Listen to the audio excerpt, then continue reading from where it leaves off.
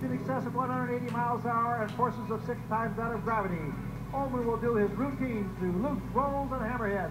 Veteran stuntman Lee Oman hangs from a biplane traveling at 120 kilometers an hour. And it is very, very dangerous because I'm only hanging on by my hand. Lee performs a series of maneuvers below the plane. He's walking along. Everything is fine and dandy. But the cold wind and rain take their toll. This was our third time doing it. It's a day that starts under ominous skies.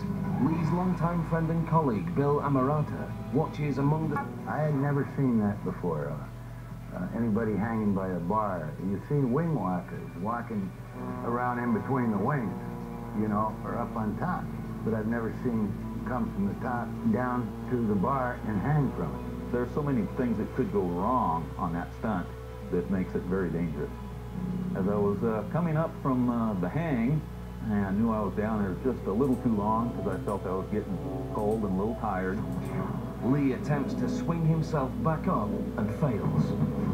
At that precise moment, I was thinking, I just had a hold of that airplane and now it's 6 feet away. What the heck happened here? Lee dangles high above the ground. The safety cable saves him from plunging to his death, but his problems are just beginning. You just can't climb a small cable. There could be a chance here that I may not make it through the end of the day. There's good reason for concern. Lee knows the stunt plane carries minimal fuel to keep its weight down. It will be a matter of minutes before the tank reaches empty. I knew Jimmy only had 20 minutes of fuel. Then he would have had no course but to land and drag Lee down the runway. And that was a pretty close possibility. The engine quit or ran out of fuel. What are we going to do with me down there? And you do have to keep a cool head about you. And if you panic, then you can just end up dead. A team on the ground is in radio contact with the pilot, Jimmy Franklin, to coordinate a rescue attempt. As I looked down the runway, and I could see the truck at the end, with another vehicle just off to the side, we get lower and lower, and the truck starts moving, going down the runway. So, no, he's going to try to put me in the back of the truck.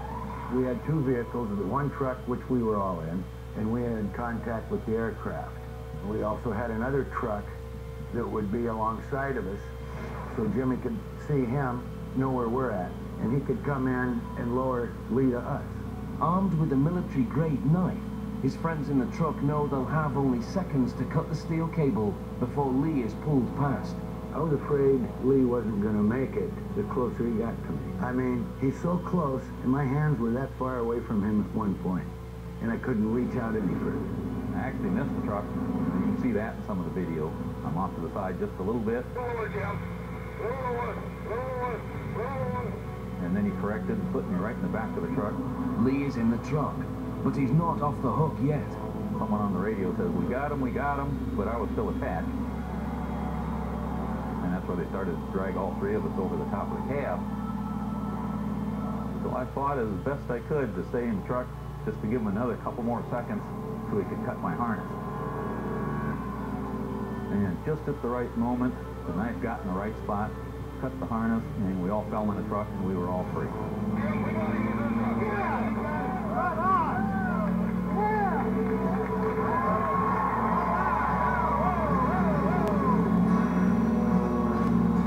Lee arrives back at the airport, in time to be reunited with his pilot, Jimmy Franklin.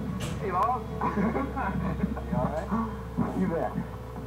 If you'd have had to try to put this together, it would have taken months, and this got thrown together in like 10 minutes and done the first shot. So it was just an amazing feat to have happen. Well, Was that a show or what? Aeronautics professor Bob Breedenthal has created a model of Lee's predicament to understand the factors working against Lee's survival. The red dye stream is approaching the chest of the wing walker model and then flows around the body, yielding a very wide wake. That implies a lot of drag, therefore big forces on the wing walker. While these forces make it difficult for Lee to get back up into the plane, the real culprit in Lee's fall is gravity. The pilot has a lot of control over what the wing walker feels. If the pilot is pulling positive G's by pulling back on the stick. That increases the load factor, or the G loading on the wing walker. To help Lee get back up into the fuselage, the pilot puts the plane into a small dive, decreasing the amount of G loading on Lee. However, he brings the plane out of the dive a little too soon. Pulling the nose up into a climb, the G loading on Lee is increased, causing him to fall. Then he gave kind of a little quick pull to come out of that minimum dive, and that put a little extra G on me and kind of peeled me off the airplane. Bob adjusts the water tunnel experiment to examine how the forces acting on Lee change once he's hanging from the cable. You can see his body swaying back and forth, so he's, in a sense, being buffeted even more than he was before. As the air curls around Lee's body, it forms vortices behind him. These create an area of low pressure, adding more turbulence for him to withstand. From the angle of the safety cable, one can figure out the net force.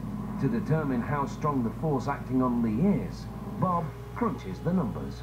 The combination of the aerodynamic load plus the gravitational load on his body would yield a force in excess of 300 pounds at this airspeed.